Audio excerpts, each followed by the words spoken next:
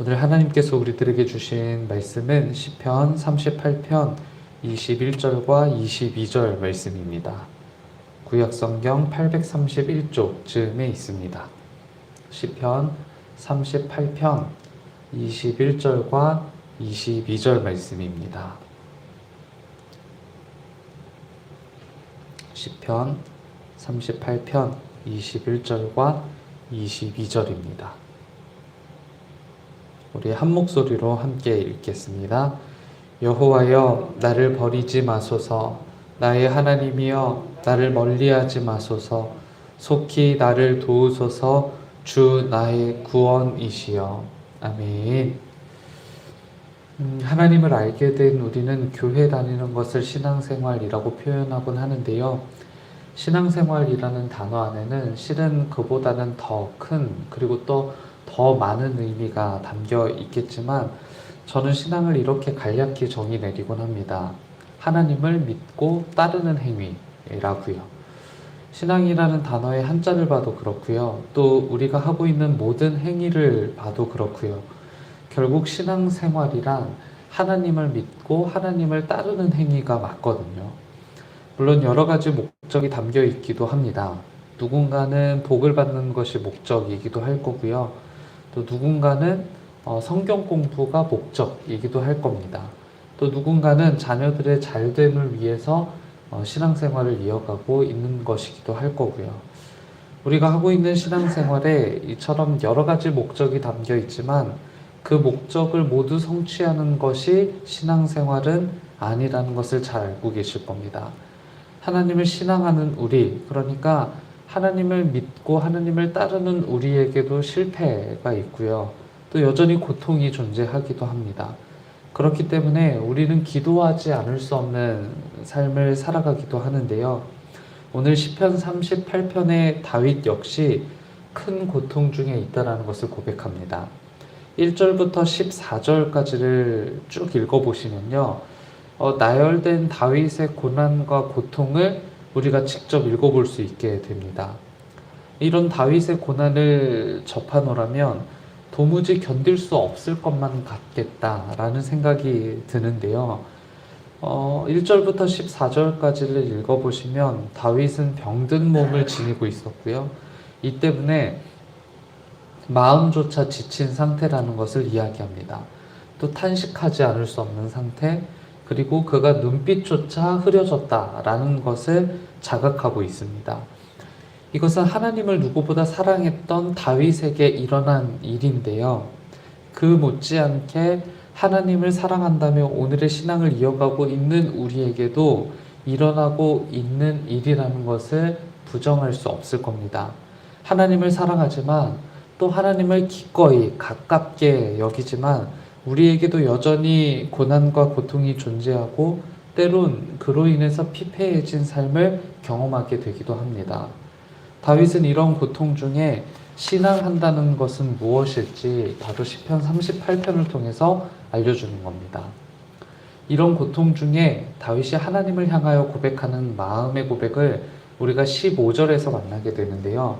현대인의 성경으로 15절은 이렇게 기록됩니다. 여호와여, 내가 주를 신뢰합니다. 내 주 하나님이시여 나에게 응답하소서. 아멘. 제가 설교서도에 신앙이라는 단어를 정의 내릴 때 하나님을 믿고 하나님을 따르는 행위가 바로 신앙이다 라고 말씀을 드렸는데요. 그것은 때로 상황적 제약 때문에 고민이 되게 하는 지점이 생기곤 합니다. 하나님을 열심히 믿고 따르다가도 다윗과 같은 상황 또는 곤란하고 고통 중에 있는 상황들을 만나게 되면 신앙하는 것을 금세 중단하기도 한다는 것이죠. 다윗은 병중에도 그리고 심신이 지쳤고 가족까지도 나를 멀리하면서 음모가 난무하는 상황 속에서도 15절의 고백을 통해서 신앙을 견고하게 지키고 있는 겁니다. 하나님을 신뢰하고 하나님의 응답을 기다리는 것. 그러니까 고통 중에 신앙한다는 것은요.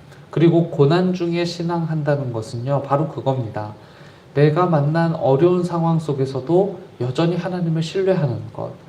그리고 내가 여전히 어려운 상황 속에 있지만 하나님의 응답을 기다리겠다라는 결단. 그리고 우리에게는 그와 같은 연습이 날마다 필요한 것이겠죠. 우리는 다윗과 같은 상황, 그보다 사소한 고통과 고난이라고 하더라도 하나님을 신뢰하기로 했던 마음을 어느샌가 거두고 불평과 불만으로 바뀌어가고 있다는 것을 확인하게 될 겁니다. 내게 왜 이런 일이 일어났을까? 또는 내게 이런 일이 일어나지 않았다면, 또는 하나님께서 이 일들을 미리미리 간섭해 주셨다면 과 같은 불평과 불만의 마음들로 고난이 점차 바뀌어가는 것을 느끼시게 될 겁니다. 그러나 다윗은 이와 같은 상황에서 그가 집중적으로 조명하는 것이 한 가지 있는데요. 18절입니다. 이렇게 기록합니다. 내가 내 죄를 고백하고 내가 행한 일을 슬퍼합니다.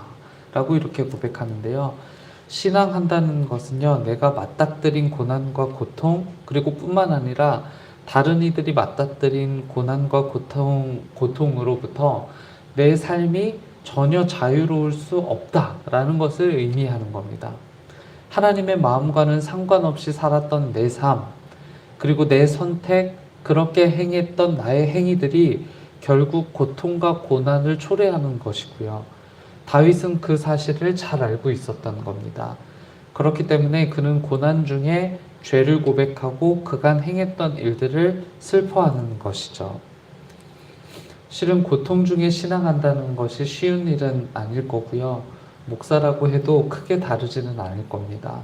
당장 마주하고 있는 재난과 고통 앞에 침착함을 유지하면서 하나님의 손과 하나님의 마음을 기다리며 신뢰하는 사람들이 많지는 않겠죠. 그렇기 때문에 우리에게는 연습이 필요할 겁니다. 고통과 고난 중에 계시다면 오늘 시편 38편에 담긴 다윗의 고백들을 곱씹으면서 하나님을 신뢰하겠다는 결단을 이어가시면 좋겠고요. 평범하고도 재난 없는 일상 중에 계시다고 해도 지금의 나를 존재하게 하시는 하나님을 신뢰하고 하나님을 위한 행위를 이어갔으면 좋겠습니다. 아마 무한한 연습이 필요할 겁니다.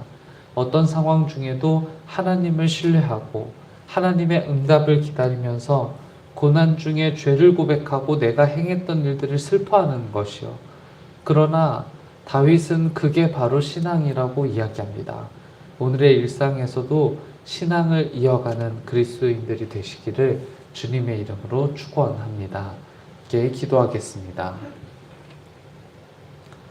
순전한 마음으로 하나님을 믿고 따르는 우리가 되고 싶습니다.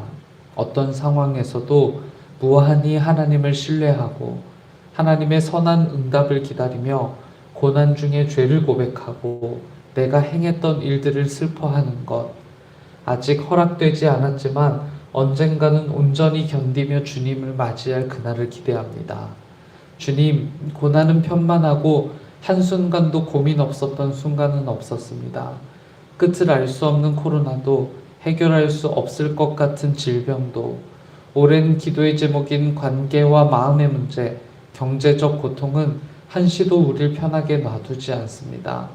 그러나 주님이 하시려는 일을 하시옵소서.